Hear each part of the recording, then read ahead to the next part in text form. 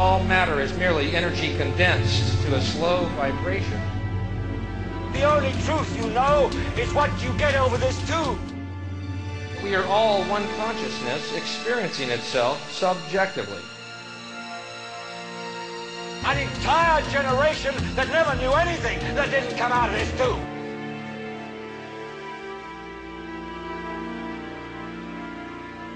This tube is the gospel, the ultimate revelation.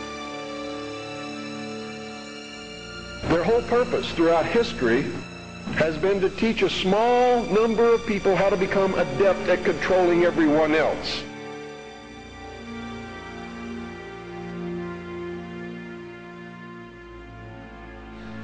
There is no such thing as death. Life is only a dream, and we're the imagination of ourselves.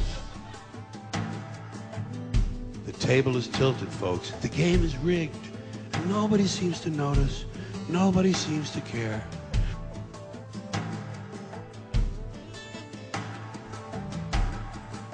Whether you decide to take the time to listen to so-called conspiracy theories or not, there are some things that should be clearly understood by all. And these are not conspiracy theories by any stretch of the imagination. They are well documented, quite traceable, and very provable facts. And these facts are as follows.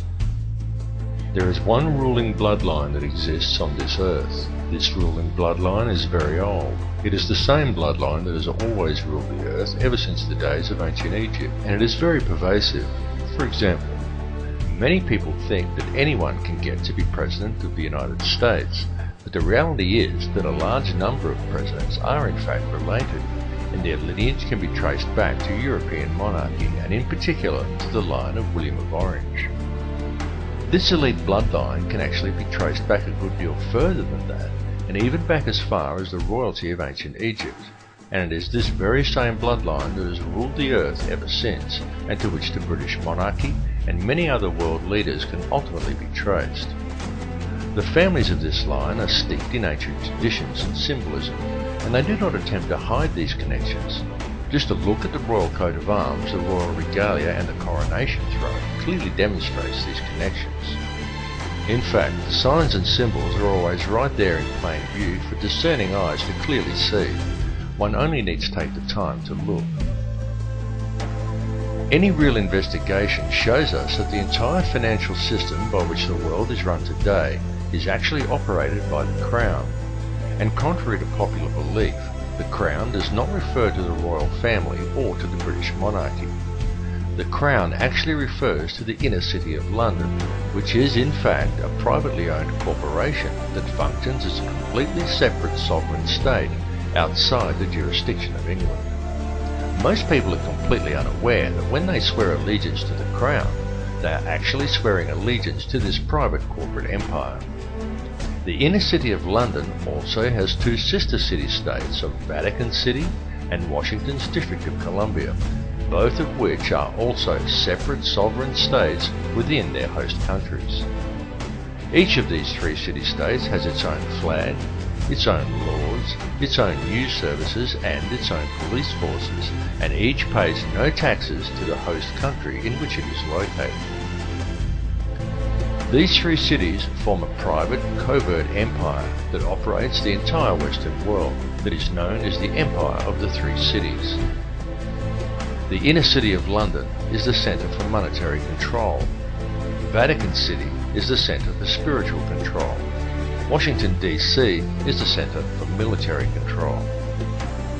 It is the individuals who control this private corporate empire who call all the shots and pull all the strings.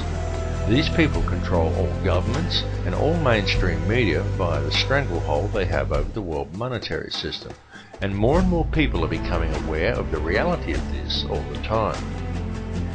The beginnings of this private empire can be traced back to a secret meeting that took place in 1773 between Mayor Amschel Rothschild and the heads of 12 other powerful families, including such dynasties as the Warburgs, the Schiffs and the Oppenheimers. Following this meeting, Rothschild employed the services of a man by the name of Adam Weishaupt in the creation of a society known today as the Bavarian Illuminati, which was itself officially founded 3 years later in 1776. Many people think the Illuminati is a myth, but in actual fact this society is still in operation to this day and has since become the most powerful organization in the world. The surviving members of this order are the individuals who also indirectly own and operate the World Bank. It is the World Bank who covertly dictates global oil prices and whose shareholders also control the global Federal Reserve banking system. Each Western government actually has the legal right to coin its own money and to control its value, but they do not.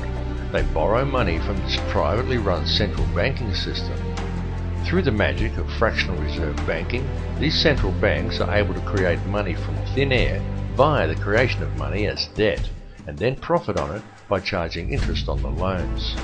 Most people are duped into believing that their taxes pay for infrastructure, such as roads and schools, and without taxes, the country would fall apart.